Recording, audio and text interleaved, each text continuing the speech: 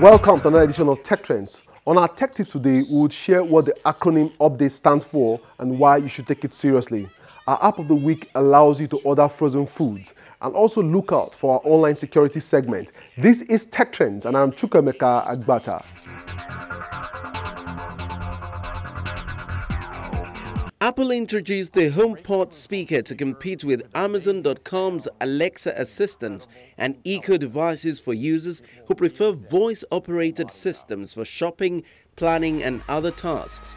Apple's voice-controlled Siri Assistant will be integrated into the speaker and will make music recommendations that pair with the company's Apple Music service, send text messages, check news and sports scores, and control home gadgets like light bulbs and thermostats. This is a speaker first. It's about delivering an awesome experience with music.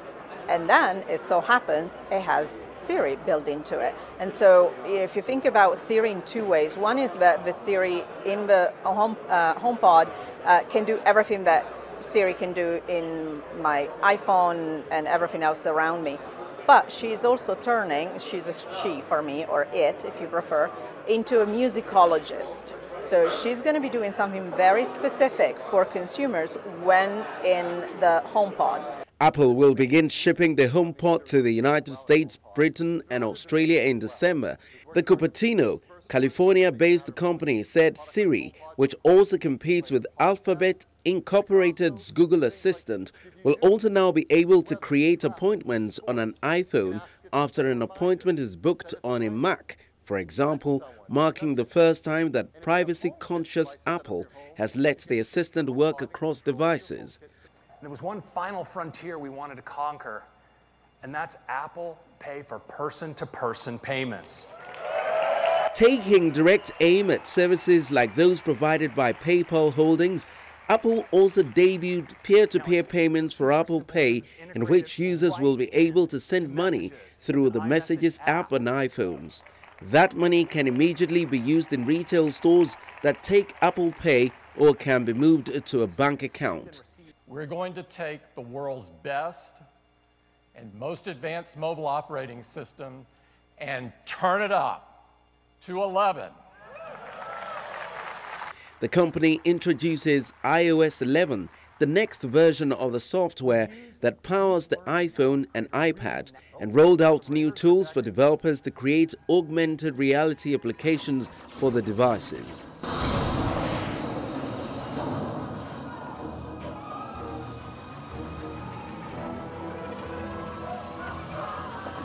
Whoa, I guess that takes care of that guy.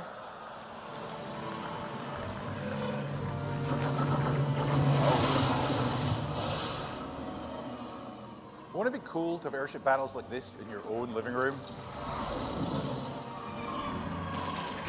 Oh, I think they're going to regret attacking this outpost. I think the big takeaway for developers is that Apple remains the biggest ecosystem that we should focus on, not just for what is available today, but what's to come as well. So AR, VR, that are the big trends that everybody in the industry is talking about. And despite Apple not have been very vocal about AR and VR, they are ready with it today. After the keynote, Apple CEO Tim Cook tried out an AR demo on an iPad, fending off questions about which product launch he liked best. I love it all. That's like asking which child you love the most. You love them all. Apple also offered some hints about new capabilities in the next iPhone.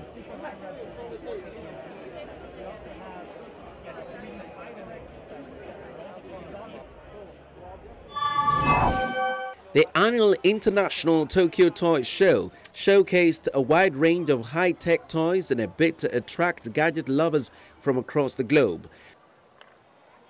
The 4-day expo showcased around 35,000 toys and drew more than 160,000 visitors from around the world. Toy planes have long been a favorite childhood toy. 2 years ago, Japanese toy manufacturer CCP displayed the world's smallest remote-controlled toy helicopter at the show, and this year they made the mini helicopter smarter. Via embedded chips and infrared sensors, the toy helicopter can automatically spot the player's location and follow them. After a gap of more than a decade, Japanese electronics giant Sony launched a new toy at the show. The new toy named Toyo is made up of 2 motorized cubes paired with ring-shaped remotes. The movement sensors in the hand of the users will allow them to control the direction of the cubes at the twist of their wrist. Japan's largest toy maker, Takara Tomy, also unveiled a new toy for pet lovers. The users could input the pet dog's information into the mobile app and then put the device onto its collar. When they walk the dog, the relevant information like the number of steps and the amount of exercise will be displayed on the user's smartphone. Due to the low birth rate in Japan, the local toy market tends to be saturated these days. The toy manufacturers vied to shift their focus to high-tech toys to expand their consumer group. The Dutch team that won this year's edition of the competition, held by entrepreneur Elon Musk's SpaceX to develop superfast Hyperloop transport technology, is setting up a full-scale testing center for the technology. A Hyperloop is a shuttle that travels on magnetic rails, somewhat like a train, but which runs in a tube with little or no air. In theory, Hyperloops could allow travel faster than the speed of sound. For the cities to stay attractive, top-notch infrastructure is key. And one of those things that could, unclog the cities is the Hyperloop, where you can live a lot further from your work and still be able to go to your work with a decent time. So it's for the daily commuters. It will be a good system, and it's possible to, live and work wherever you want. You create a world where distance just doesn't matter, where you can go anywhere, anytime. Hart grew out of the competition team from the Technical University of Delft, which beats teams from MIT and the Technical University of Munich, to win the All-Round Design and Construction Award in January.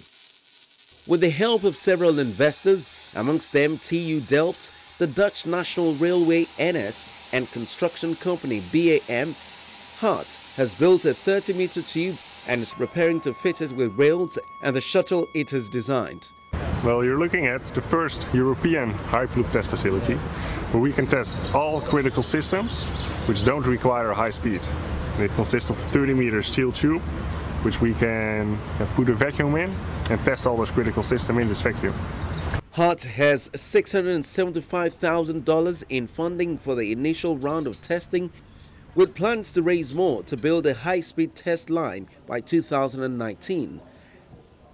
Hooter's ambition is to break ground on a commercial Hyperloop between Amsterdam and Paris by 2021.